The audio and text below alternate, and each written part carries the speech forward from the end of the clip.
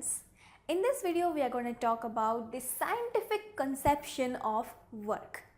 Now what is this scientific conception of work? Now this basically means that there is a difference in the way we perceive the term work in our daily life and the way in which we perceive the same term work in science or physics. So there is a difference in which we see the same word in the real life and physics. Now this is what makes the term different when it comes to the daily life activities, and when it comes to science it has a different meaning. Now for example, we perform a lot of activities in our daily life and we say that we have done some work, for example preparing for exams. Now when we prepare hard for exams, we read a lot of books, we prepare notes out of that, and also we discuss with our friends about a topic which we are not sure of, and also we have so many sleepless nights working for the exams to come. Now in spite of working so hard for the exams, when it comes to physics or science, this kind of activity or this kind of work is not considered to be a work. In spite of doing so much of hard work, it's not a work in physics, or there's not much work which has been done in this activity of preparing for exams. Now similar is the case when we watch a TV. Now this activity of watching a TV is also not considered to be a work in physics. For example, talking to friends and also holding a heavy load. Now these two activities are also not considered to be a work in physics. Now even though this man is holding a heavy load on his back, it's not considered to be a work, or it is said that the man has not done any work at all. Now let's look at some more activities of this kind. Now working at office is of one such kind.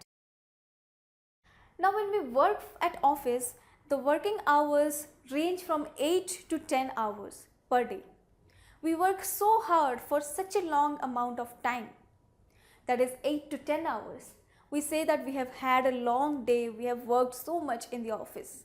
But when it comes to science, we have done very less work. But when we see in real life, we have done a lot of work, we have achieved our targets, but that is not considered to be a work in physics.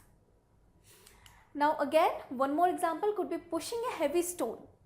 Now when we push a heavy stone, the stone doesn't move at all, right? But in the process we get tired, we run out of our energy, and then at the end we do not have patience to push the stone at all, because the stone is not moving at all, no matter how much energy we put in pushing it. So even in this case, the work is said to be not done when it comes to science, even though we are exhausted out of pushing this stone. So what are those activities which are considered in physics as a work? Let us have a look at a few of them. Now one such activity like climbing up the staircase. Now this is one such activity which is considered to be a work in physics. Now when a person climbs up the staircase from one floor to another, he has done some work when it comes to physics or science. Another example could be pulling a trolley. Now when this boy pulls the trolley moves with the boy itself. So in this case the work has been done. Now for third example, let's take this boy who is trying to push this car. Now let's say the car moves when the boy pushes it from backwards. Now in this case the work is said to be done. Now we see that these are also some of the daily life activities which are considered to be work in physics, but the kind of activities that we have seen before, which are also the daily life activities, are not considered to be work in physics. So what are the things that make these activities different from the activities that we have seen before? Or to put it in another way, what are the conditions which need to be satisfied by a certain activity to be called as a work in physics. Now to answer that question, let us look at the conditions for work to be done. Now the first condition for the work to be done in physics is a force should act on an object. Now there must be some object and a force should be acting on that object.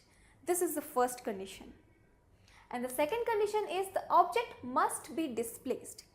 Now when this force has been applied to the object, as a result the object should move from its position and make some displacement. So these are the two conditions which when satisfied an activity can be called as a work in physics. For example, we have seen that pushing a heavy stone was not called as a work. Why is it not?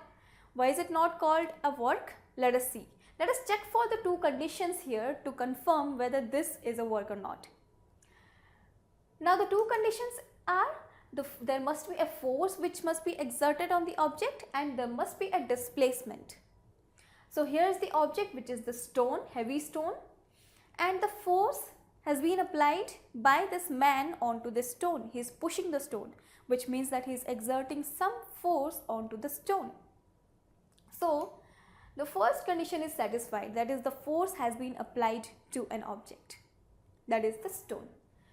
Now let's check for the second condition, that is the object must get displaced. Now we see that even though this man is pushing this heavy stone so hard, he is applying so much of force onto the stone, but the stone doesn't move at all. That is, it doesn't get displaced at all. So the displacement in this case or in this activity is 0. That is, the stone doesn't get displaced. So the second condition is not satisfied. So the first condition is satisfied, on the other hand the second condition was not satisfied by this physical activity. So this physical activity is not considered to be work in physics because it doesn't satisfy the second condition for it being called as work. So this activity is not considered to be a work, or when an activity of this kind is performed, we say that no work is done. Now let us look at the second example, that is holding a load. Now here a man is holding a heavy load on his back. Now in this case, let us try to analyze the two conditions that we have mentioned here, that is force and displacement.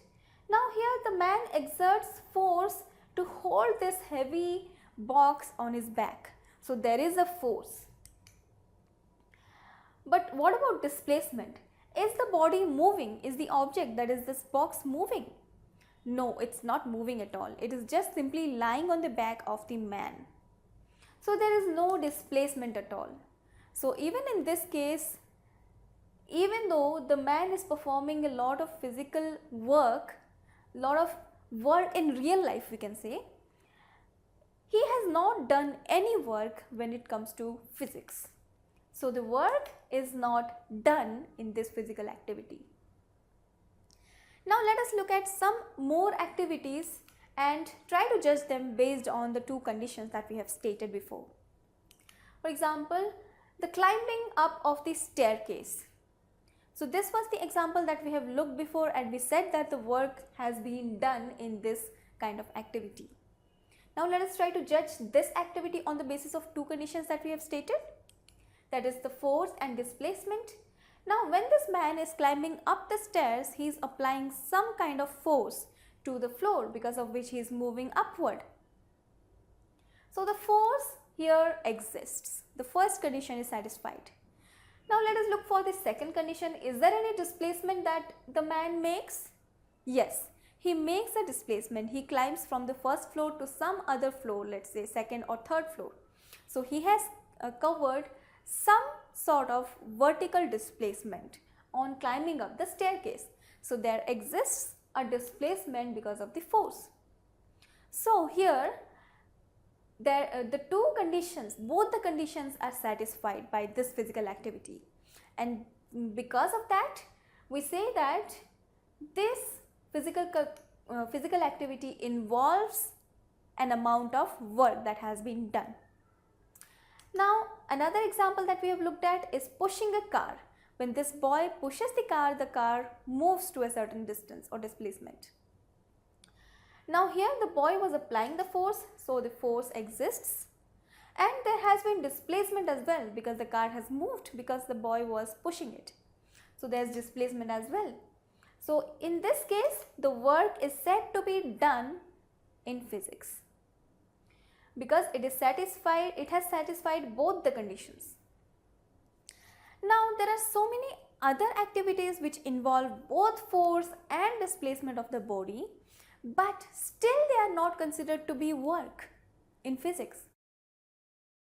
So for that we need to study the third condition which we need to take into consideration when we want to judge some physical activity for it to qualify as work being done. So let us look at the third condition. So the third condition is no work is done when the direction of the force is perpendicular to the displacement of the body.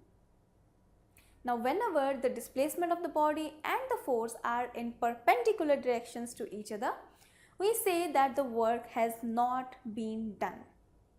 For example, let's say a lady is walking on the ground.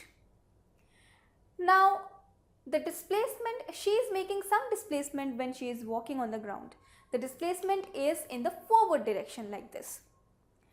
Now the force that she applies to the ground is due to her weight, which is the gravitational force, which is in downward direction like this. Now here we see that the force, that is the gravitational force, and the displacement are at right angles to each other. That is, the angle that is made by the direction of force, that is the gravitational force, and the displacement is 90 degree. So here in this case, since these two things, that is the force and the displacement, are perpendicular to each other, we say that the force, that is the gravitational force, has not done any work on the motion of this lady. That is, we say that the gravitational force, the work done due to the gravitational force in this kind of physical activity is zero. That is, no work has been done because of the gravitational force in this physical activity. So these were the three conditions based on which we need to assess a physical activity for it to qualify as work being done or work not being done in physics. So the first condition was the force has to be applied to an object. The second condition was that there must be a displacement because of the force. And the third condition is that there must not be 90 degree angle between the force and the displacement. Whenever it turns out to be perpendicular, that is force and displacement are perpendicular to each other, there is no work which is done in that particular physical activity. So those were the three conditions which we need to bear in mind when we talk about the term work in physics.